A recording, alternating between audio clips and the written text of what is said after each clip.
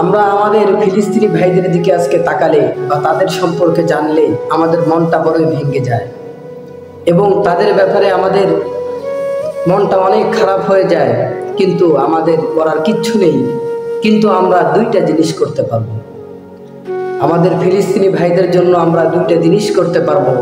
এক নাম্বার হচ্ছে দোয়া, আর দ্বিতীয় নাম্বার হচ্ছে ইসরায়েলি ইহুদি জাতীয় যে পণ্যগুলো আছে এগুলো আমরা একেবারে কোনো ক্রমেই ক্রয় করব না এবং এগুলো আমরা পরিহার করে চলব।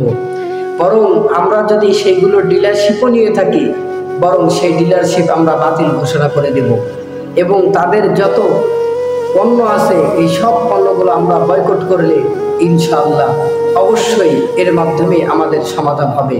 ইনশাআল্লাহ আল্লাহ রাব্বুল আলামিন আমাদেরকে সাহায্য করবে। তা কি সম্ভব? আমি কি বা করতে পারবো? এটা দেখে আমার দ্বারা কি করা সম্ভব?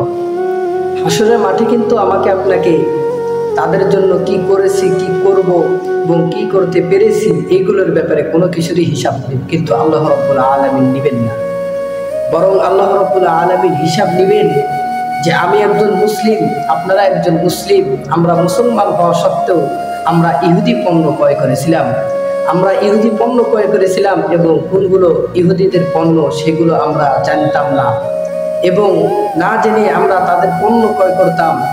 এটা আমরা কিন্তু একেবারে সম্পূর্ণ ভুল কাজ করি এবং এই কাজের ব্যাপারে আমাদেরকে হাসরের মাঠে আল্লাহ রাব্বুল আলামিনের কাছে অবশ্যই হিসাব দিতে হবে।